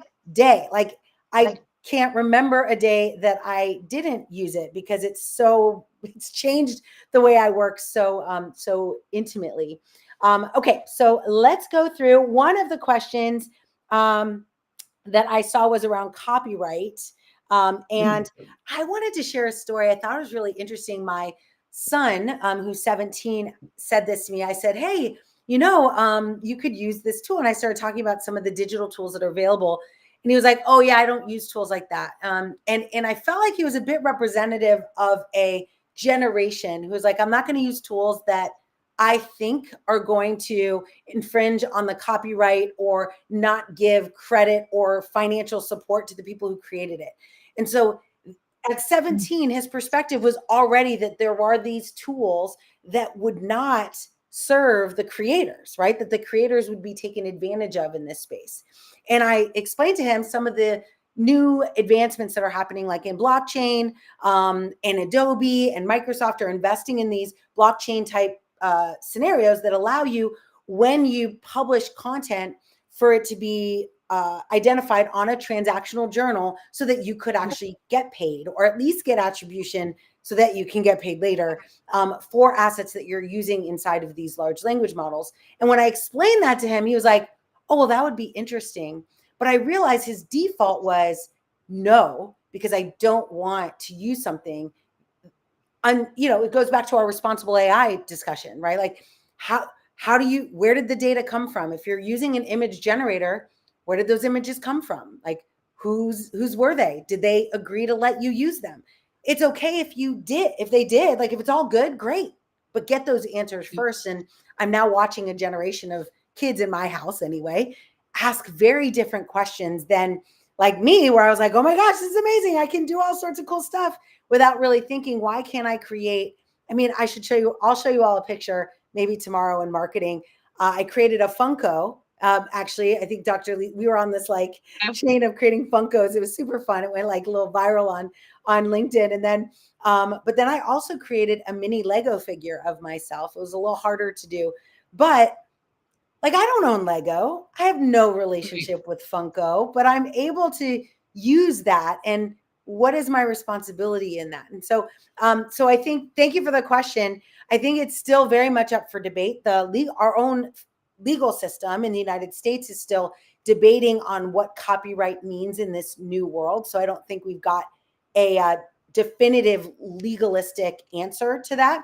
But I do think it all boils down to like be responsible, like ask the questions about where did it come from, who owns it, how do they get attributed, how do they get credit, and that may, as it was with one of my clients, it may actually shift them to a place where you don't want to use tools like that don't have a good answer when it comes to attribution and copyright management. And if that's true, you might not end up using AI that generates images for a while until that settles. Dr. Lisa, any opinions on the copyright? Have you run into that in your experience on the copyright side? Oh my gosh, yes. So first of all, demographically, those using generative AI tools most prolifically are 30 to 44-year-olds in the United States, which I find really interesting, right? That our younger demographic, and one of the reasons cited is what you just shared, that they're worried about the attribution pieces, as well as the fact that our education system has not been supportive. They have been actively discouraging the use of these tools, which I think is incredibly concerning from a workforce development perspective. So I'm always trying to influence higher education about making sure that we are looking forward to workforce development. But from an IP perspective, I always make sure when I use these tools that even if I just say, created in partnership with ChatGPT or with DALL-E 3 or whatever the case may be, right? That I at least point that out, because if anybody ever comes back and says, I don't want them to think that I was trying to take credit even for something that I'm using from a tool that I think this is still going to have to play out in the legal system, right? We've got to figure this out. It's also playing out in media, because these media outlets are very concerned about the news content that they're creating being used that way. So what I think is going to happen is we're going to see a complete business model shift. Blockchain underpinning technologies that bring this to life.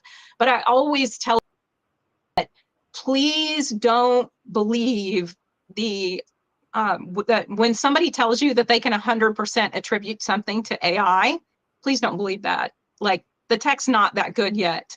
Yeah. We can't, and even if you could attribute it today, by tomorrow they've probably learned how to get around that, and it's no longer going to be correct. So please be very careful about decisions that you make based off of AI identifying systems.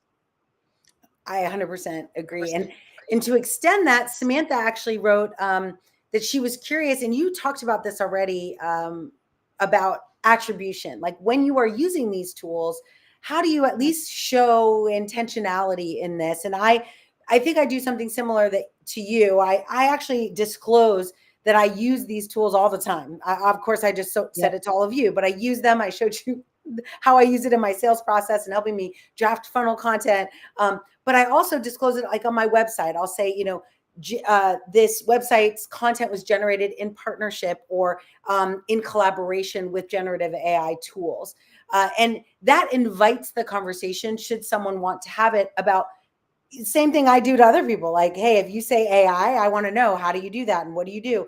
It also, though, forced me to update my privacy policy, which is something that most consumers are not looking for, but every company has a privacy policy. It's legally required by the SEC, and that privacy policy does need to now include how Yep. your content was generated, how it might be using content that is going to be provided by your customers.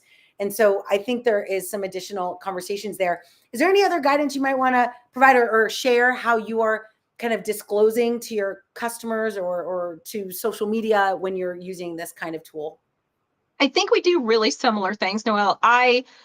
In individual posts on LinkedIn, if there's any visuals that I include, I always state these are the, I overtly tell people every day in conversations that I use generative AI repeatedly throughout the day. I really try to be as open and transparent as possible. Definitely having having a privacy policy. I have crafted an executive communications matrix that's also a free asset on my website to help people to identify, and it's in a very simple format to help them identify how to address issues like this with their internal employees, and then what are they saying to their customers as well.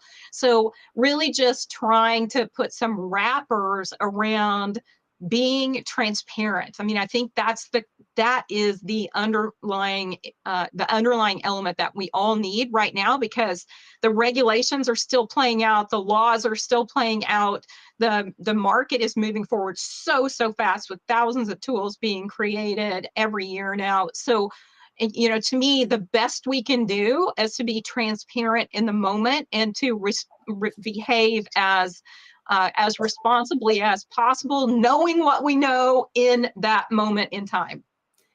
100%. Sorry, I had to step out of my computer, lost its power. I kicked it, I guess. I got the notice. I was like, oh, wait. So yeah, I think it's always a good practice, right?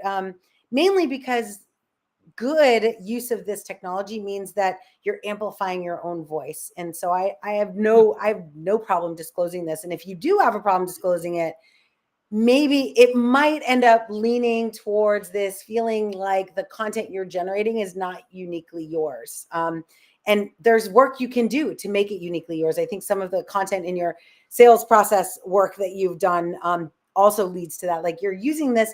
As a matter of fact, I saw a question, or maybe it was more of a comment earlier about how this technology is maybe not. Oh, let me just go look. I think it was Viral, maybe. Let me see. Hold on. Yeah, there it is. Oh yeah, it says this background work, like we were talking about policies and that these policies and automations is not the exciting stuff that you can do with generative AI. How do you change this behavior when preparing the use of AI? And since it's so critical to have policies in place. Yeah. So I think, well, what I'm interpreting from that is lots of people want to do really exciting stuff, like cool cutting edge things with generative AI. And I actually take a note from Satya Nadella.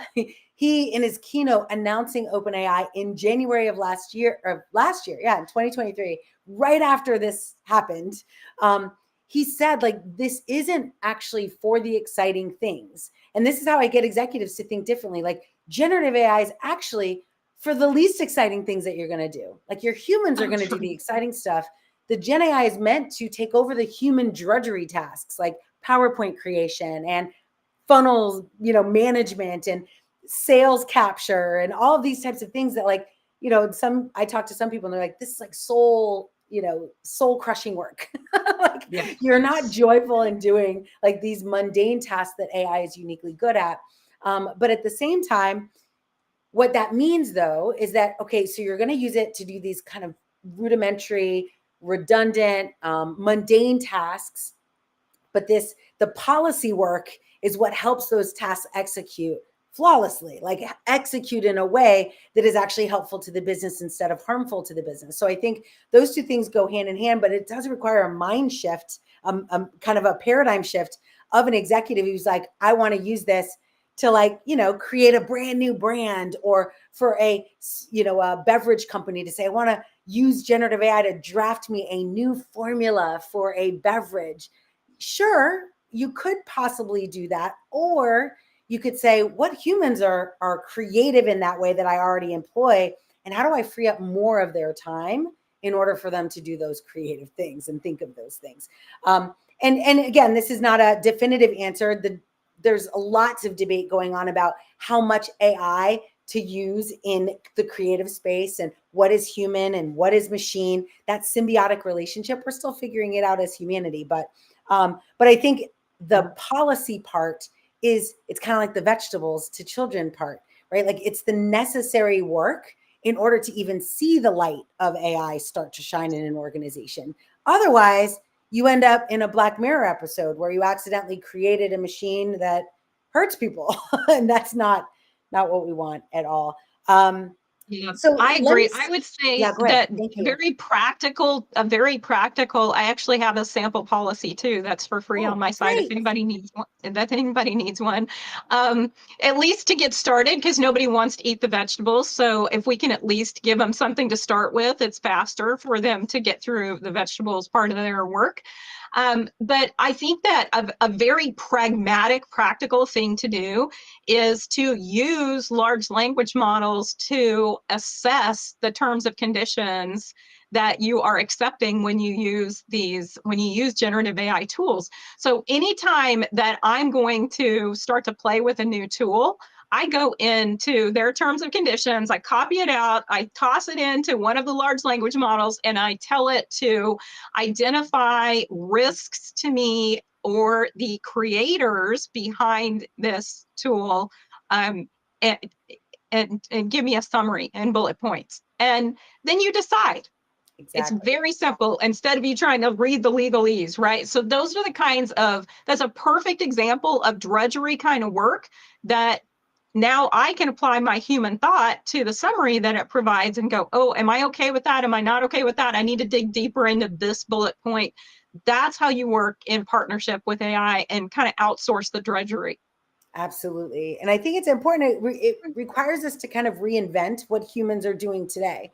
Because in some Yeah. cases, much of our, and that's why, you can definitely make a case that jobs are going to go away. But in many cases, the humans that are doing the drudgery work are actually great at higher value tasks. For example, contact center. That was an easy place that initially, our clients, people we talk to, were like, oh my gosh, we can go and we can cut full-time headcount. We can, save costs. But what they realized very quickly was that they didn't actually want to cut that headcount, although some companies did prematurely, and it's hurting them now, because they ended up cutting into the muscle of their organization that would actually help them grow. Like those people who've been spending the last, year, 2 years answering calls, they know what customers need, and they are actually the best, positioned to cross-sell and upsell to those clients, right? So now that some of Exactly. the drudgery of password resets and, where's my order is taken care of by AI, now when someone calls in, we can actually take care of these customers. And we can give that guidance to people that have been talking to them and understand their problems at a much deeper level. And we're starting to see that. At least I am. Last year, a lot of people were like, how do I cut costs with this technology? And this year, a lot more people are, and even some of the same are like, actually, okay, I don't want to cut costs. How do I increase revenue? How do I grow? And again, one of the reasons why we wanted to start with sales. Let's see So here. Noel, one of Oh the yeah, one of the core tenets for me is that if a customer, I will outright tell them when we begin our conversations that if they are intending to use AI to cut positions, then I'm not the right advisor for them, right. because I really truly believe that this is how we unleash all of this pent up human potential, is through creating these partnerships with AI. I saw this to build on your contact center example. I had a client who was able to use artificial intelligence to manage the problem they were trying to solve for. Is they had 2 times a year where they had so much demand that it was killing their staff. They were having to work huge amounts of hours, and it was very low value stuff. But they had to parse through all of the inbound email they were getting to be able to identify those 10% that needed a really high-end conversation, somebody with capability from a customer service management perspective. And so that was the problem they were trying to solve for. But ultimately, what they learned in leveraging artificial intelligence in that process was that the customers were all happier. So they were able to handle the drudgery really quickly using artificial intelligence. And then they were able to identify those ones that really needed the human touch. And to your point, Noelle, they were able to drive significant revenue because they took customers that were potentially at risk. And because they identified them and were able to give them white glove treatment, they turned those around and drove it into additional revenue instead. And those are the kinds of situations that are playing out all over the world for those organizations that are open-minded about really thinking about the partnership between AI and human creativity. Absolutely. There's a question here directly towards you. And actually, no, Joe, and I've answered this question from my perspective, so I'm super interested to hear yours. What's the most important aspect of conveying credibility as a thought leader to your clients? So for those of us as, executives, as chief AI officers, or, as those advisors, strategists, like, how do you establish yourself as a thought leader? How do you establish your credibility? And then also, how do you empathize with the concerns that you have about AI and their concerns, right? Like, if they're worried about stuff, how do you empathize with the concerns that they might have? I think number one, you need to be realistic about where you are at in the thought leadership vein. And what I mean by that is that if you are at a 101 level of understanding about some particular piece of AI, and by the way, if anyone tells you they are an AI expert, please run away screaming, because it's all moving way too fast. There's too many categories and too many pieces. Nobody can be a holistic AI expert. Okay. So if you are at a 101 level in some particular area of AI, then you are going to be able to be a thought leader to somebody that's just getting started, that's at a 0 level. If you're at a 301 level or a 401 level in that space, then you're going to have different individuals that you can be thought leaders for. So when I think about behaving responsibly and building credibility, you have to say what you're good at, and also be willing to say, hey, that's out of my area of expertise. I have lots of areas in AI where I have built out an ecosystem of partners for my business, because I know that those aren't areas that I have core competency in. So I would encourage people to be realistic about where you can provide thought leadership and to whom it's appropriate for you to do that. And make sure that you're not representing yourself in a way that is disingenuous. Great. And I 100% agree. I think disingenuous is probably like the key word that sticks out to me, because I want to act from a place of integrity, act from a place of personal knowledge, or at least passion, where I've done my research, and that's why I tend to speak from very personal experience, but it then leads to very practical, professional examples and ideas. So yes. I love that. Thank you very much. Okay, so as we close this out, one more question, and Viral asked this question before in a slightly different way, so I'm hoping we can answer both of them at the same time.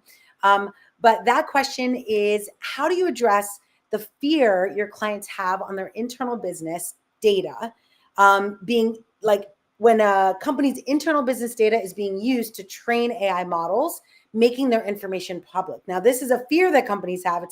Well, I'll let you answer what your position is on whether that's true or not. But like, it's definitely a real fear I've seen clients have. Like, hey, I don't want to use GPT because my stuff's going to end up on the internet like Samsung, right? Like, they've got these bad examples in their mind. So what are some of your thoughts on that? Well, some of the examples are real, right? I mean, that these behaviors have happened, these things have happened. prompt injections is an area in generative AI that really concerns me. But as far as helping your clients to address the fears that they have, there are lots of things that we can do from an architectural perspective to 100% make them feel confident that that is not going to happen. But one of the things that is really important is helping them to understand what is a public access tool. So, Noelle, you talked about this earlier, which is that, are you the product? Yes. When you are in a situation where you are getting something for free, let's take a social media site like Facebook, for example. If you're not paying for Facebook, then you are the product, right? So taking that same B2C mentality and applying that, helping leaders to understand that if you are looking for a free ride, then you are the product. And you need to be understanding that. You need to understand what their terms are. You need to be really clear about that. There's actually this kind of a personal soapbox for me, because I think that many times our software providing companies, they have no limits to what they can put into their terms of service. And then you're sort of like, if you just pop up tomorrow and they say, here's your new terms of service, and this is a key element to to the way you're doing your business, do you decide you're not going to do business with them as of today with their new terms of service? Or are you somewhat being ransomed into agreeing to whatever the terms of service are? Check the box, move on. So I think it's really important for people to apply that same B2C mentality to B2B. And if you are the product, you need to be aware of that. 100%. I agree. Well, thank you for staying extra and answering questions. I tried to scan through all of our questions. If anything was missed, I will make sure that we provide at least a text-based answer to the community. But I went back a couple times, so I think we got them all. And of course, you had a few seconds. We will have Q&A at the end of every session this week. Tomorrow, we will be focused on marketing. On Wednesday, we're going to cover all of the beautiful things that go into how people like Dr. Lisa and myself, how we use AI every single day, like practical everyday things that I use it for. Everything from recipes I use to come up with creative ways to get vegetables in my mac and cheese that my only one food my child eats, all the way to how do I actually grow revenue for a business leveraging these tools. And then another on Thursday, will be focused on professionally, how can you use this? And that'll go to the question you just answered as well, how to safely and responsibly use generative tools in the workplace. And there are ways to do that. There are architectures you can use. Number one, though, it's really about moving past kind of playing around with public tools and building your own safe and responsible sandbox for play. And that's something that Dr. Lisa focuses on a lot with her clients as she moves in. So building those responsible sandboxes is so critically important as you move away from that anxiety stage to the excitement stage to the execution stage. Like, how do you actually do this? You're going to have to build something inside your company. And then on Friday, we're going to have a fun day where we just kind of wrap everything up together. I'll share with you a couple of the projects that we have launching. I want to tell you right now, but I'm going to wait. Friday's like a big announce day, not just of things that are coming, but also some fun deals that I have been asked to participate in. And then, yes, please connect with Dr. Lisa. Head over to drlisa.ai. I'm already on her list and get fun things all the time, especially your new book. Or I mean, I guess it's not new anymore, but it was new to me when I found it. But I loved it. So hopefully others will as well. Thanks for coming, Dr. Lisa. Thanks, everyone, for your attention. The replay will be available, so I hope you enjoy it. And we are also going to create a highlight reel so that you can, if you just want to hear kind of our conversation with Dr. Lisa or just want to hear a quick recap of the lessons that we learned today, you'll be able to do that at your leisure. So don't forget to join the community. It's been amazing. If you liked it, you might see a survey that asks you, please let us know feedback. Obviously, I did take notes of some of the technical stuff. I'm a one-person show, so hopefully, thanks for having grace with me as I try to put links where I'm supposed to while talking and interviewing. we do the best we can. And I had a lot of fun doing it. I'm really looking forward to tomorrow. We'll do a better job. I think we did pretty good today, but we'll do even better tomorrow. So thanks very much. Thanks, Dr. Lisa. Have a great day. You too. Thank you. Bye. Bye, everyone.